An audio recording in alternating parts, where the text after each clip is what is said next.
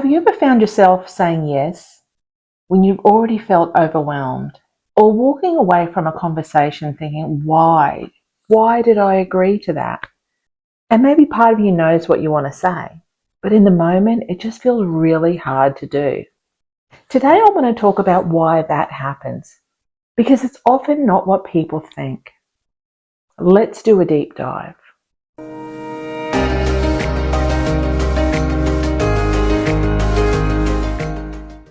People often talk about people pleasing like it's just a confidence problem. Like, if you could just be more assertive, speak up more, stop worrying what people think, then the problem would go away. And if you've ever told yourself that, there's a good chance you've also felt frustrated with yourself. But as you probably already know, change is not that simple. Because often people pleasing is not just a habit, it's a pattern your body and mind learn for a reason. And if that pattern became linked with safety, approval, or belonging, then of course it feels hard to change. Why people pleasing is not just about confidence. A lot of very capable women tell themselves, I just need to be stronger. I need to stop being so soft, or I need to learn to be more assertive. And while assertiveness can absolutely be helpful, that is not the only part of the picture. Because the issue is not usually that you don't know what a healthy boundary looks like. Most people already know. They know they should say no when they're feeling overloaded. They know they shouldn't always drop everything for everyone else. They know it isn't sustainable to keep stretching themselves thin. And yet, in the moment, they still say yes. They still over-explain. They still worry. They still feel guilty. And that's the part that tells us this goes much deeper than we realize. When something is learned repeatedly in relationships, the nervous system starts to code it as important. So if growing up approval felt important, or conflict felt uncomfortable, or things felt smoother when you were helpful, easy, capable, or low maintenance, then your system may have quietly learned something like this. Stay agreeable, don't upset people, keep the peace, be good, be helpful, don't need too much. These messages aren't always spoken out aloud. They're often picked up in really subtle ways over time, through tones, reactions, and what gets noticed or rewarded. And this part is really important to understand. This doesn't mean your parents or caregivers were doing anything wrong. It doesn't mean you were manipulated or something harmful was intentionally happening. In many cases, these patterns develop through positive reinforcement. You might have been praised for being helpful, for being easygoing, for not making a fuss, for being mature for your age. And those qualities aren't bad things. In fact, they're often a really valuable part of who you are. But your nervous system isn't just learning what is good. It's learning what helps you stay safe, connected, and accepted. Because as humans, we're wired for connection. For hundreds of thousands of years, staying connected to the group, your tribe, was essential for survival. So your nervous system is doing exactly what it's designed to do. It's learning, how do I stay safe here? How do I stay connected? How do I belong? And over time, these patterns don't feel like choices anymore. They become automatic responses. So when you go against them, even in small ways, it can feel uncomfortable. It can feel wrong. It can even feel a little unsafe. Because you're not just changing behavior, you're going against something your system has learned is important to your safety and connection. Let's look at an example. Imagine a woman at work. She is competent, reliable, and everybody knows they can count on her. She's already overloaded. She's tired. She has too much on her plate. And then someone asks, would you mind doing this little extra thing, please? And immediately she feels pressure on her chest. She knows she should probably say, I can't take that on right now. But instead she hears herself say, sure, that's okay. Afterwards, she feels frustrated with herself. She might think, why do I keep doing this? I need to be more assertive.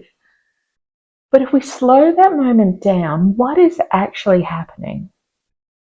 In that split second, her nervous system may be reading the risk of disappointing someone as more threatening than the cost of overextending herself. So she's not simply lacking assertiveness skills, she's responding from a learned survival platform. And this doesn't just show up at work. Here's another example. She notices others are upset. She checks in, she smooths things over, she keeps conversations calm. She makes sure no one feels left out. From the outside, this looks caring, and often it is. But over time, she becomes so used to managing everyone else's emotional world that she loses touch with her own. So when she starts to pull back even slightly, maybe she stops replying straight away to messages, or she says she needs some time to herself, or she chooses not to fix something. She doesn't just feel uncomfortable, she feels guilty, she feels restless, and she feels like she's doing something wrong. And again, this is where people can be very hard on themselves. They think, why am I like this? But very often this pattern formed because being attuned to others became part of how they stayed connected and safe. So if your system has linked pleasing others with keeping connections secure, then disappointing someone can feel much bigger internally than it looks externally. That's why you can know logically that someone else will cope if you say no, but your body still reacts as though something important is at risk. And this is where a lot of people start to feel frustrated. This is also why surface level advice can feel so unhelpful. Because telling a lifelong people pleaser to just stop caring what people think is a bit like telling someone with anxiety to just relax. It sounds simple, but it doesn't actually work that way. You're a smart, capable person. If it were that easy, you would have already done it. The issue isn't that you're doing something wrong. It's that your system is trying to protect you, just in a way that may no longer fit your life anymore. And the fact that you're starting to question it, that you're noticing it, that you're wanting something different, that doesn't mean you're failing. It actually means you're growing.